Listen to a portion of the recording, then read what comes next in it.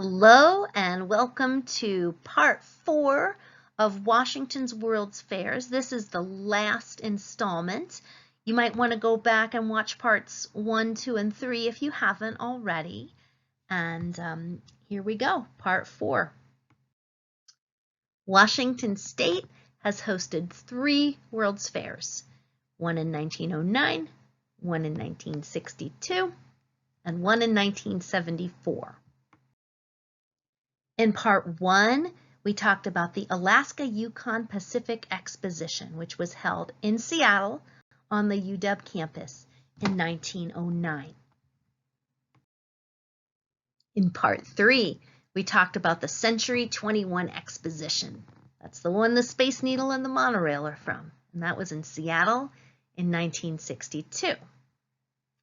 Today, we're going to talk about the last World's Fair that was held in Washington State, and that was held in Spokane, Washington in 1974. So before we talk about that, we're going to have to do a little fast forward from 1962 to 1974, because even though it was just a few short years, a lot changed in that time. You'll remember in part 3 we talked about how the American Indian Relocation Program of 1956 was bringing more Native American people to Seattle. This was a well-intentioned program. It was supposed to help Native American people have better lives by getting them off of the reservations that the United States had created in the first place and impoverished in the first place. But anyway, so they're bringing Native American folks to live in Seattle. Of course, when they get to Seattle, they experience that racially restrictive real estate practice known as redlining.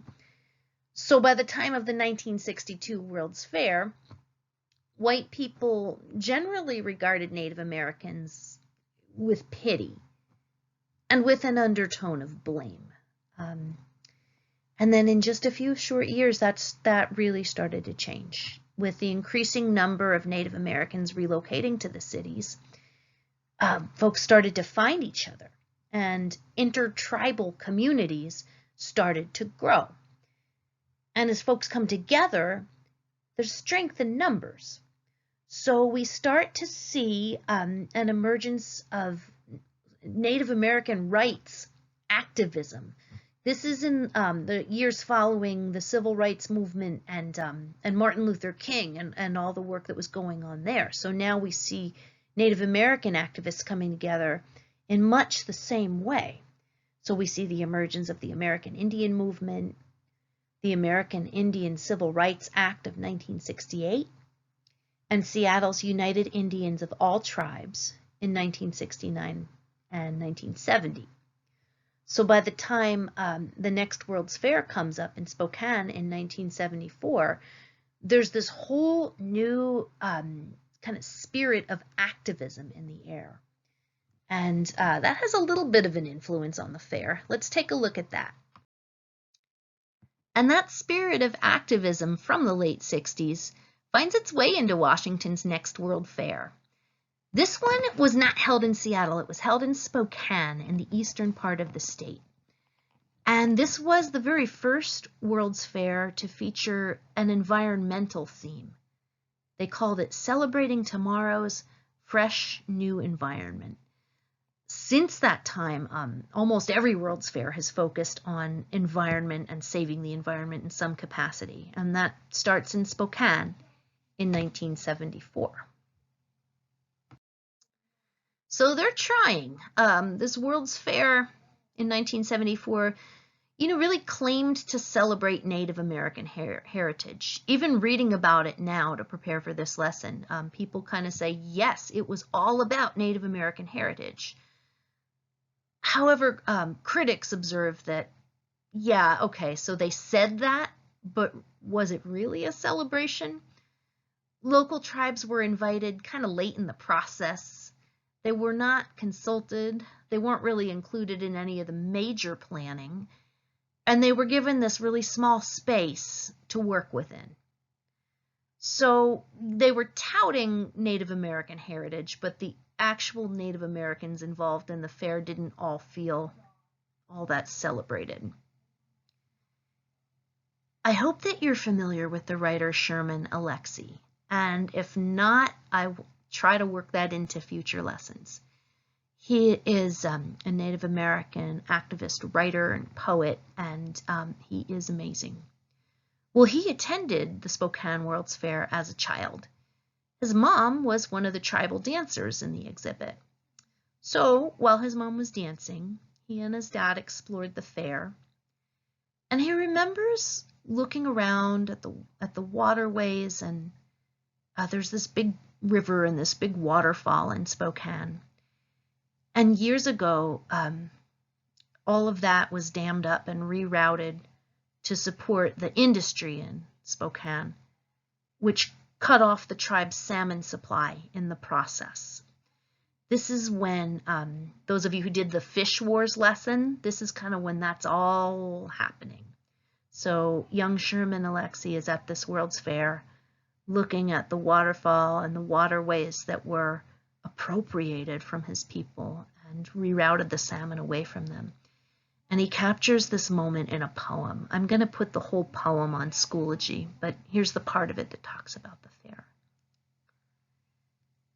That was the summer of continual fireworks.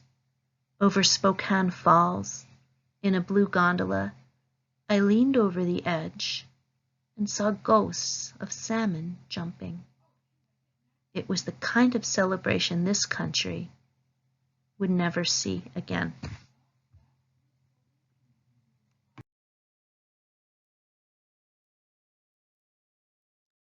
And there it is, Washington State's World's Fairs, the good, the bad, the ugly. So I want us to use this information to now imagine, what could a Washington-hosted World's Fair look like today? We're going to have to really use our imagination because in COVID times, obviously we're not going to all get together at a World's Fair. But imagine that we're planning one maybe for a year or two in the future. It's going to be held in Washington State. So think 2022, 2023. What technology and art and industry would we be celebrating? Who would we want to invite to show their work, to show their science, to show their technology, to show their art? Who would we want to invite to that World's Fair? What would we want to exhibit? Remember that World's Fairs often commemorate an important event in history. So what historical events from Washington State history would we be commemorating at this imaginary World's Fair? Remember that commemorating doesn't necessarily have to mean, yay, it was so great. Commemorating can also be a way of showing ownership over the parts of our history that we're not so proud of. What historical events could we be commemorating at a World's Fair held in Washington State now or in a year or two?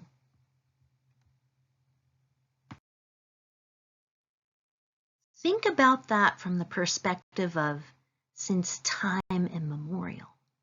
And here's the since time immemorial time. Over here in this colorful part, this is just how long white people of European descent have been living on this continent. And this tiny little space here, that's the space where the World's Fairs in Washington have taken place. So let's think a little more broadly. People have lived here since time immemorial. How could this fair do a better job of honoring land-based values? What could a fair that we put on now or in the near future do to truly honor Indigenous people and land-based values? What part of Washington State would host this fair? We've had two in Seattle. Would we have another one in Seattle? We've had one in Spokane. Could we have it in Spokane? What about someplace we've never had a World's Fair before? Yakima, or Walla Walla, or Vancouver, or the islands. Where would be a good place for a new Washington State World's Fair? Very important. What sorts of rides and food and features would this fair have? What do you think? What kind of food could we serve that would really showcase Washington State at its best? What kind of rides? What kind of features? We're using our imagination here. We can do whatever we think would be amazing. So we're going to put that imagination to work and design our own World's Fair. Think about all of those topics that I gave you. And if you want to work with each other over Zoom, you can do that. And you can do it any way that you like. Make a drawing of it, design a new kind of building, design just like the layout of the fair, make a list of who the exhibitors should be, what historical events it should be. Any way you want to do this. Drawing, pictures. You could do a PowerPoint. You could just write a list in the comments section. Anything you like. But let's put all our knowledge about Washington State history and all our knowledge about World's Fairs together and try to imagine and present just the coolest, best, most honoring of all the people of Washington State kind of fair that we could put on at some future date. I can't wait to see what you do. All right, let's get to it. I will see you next time.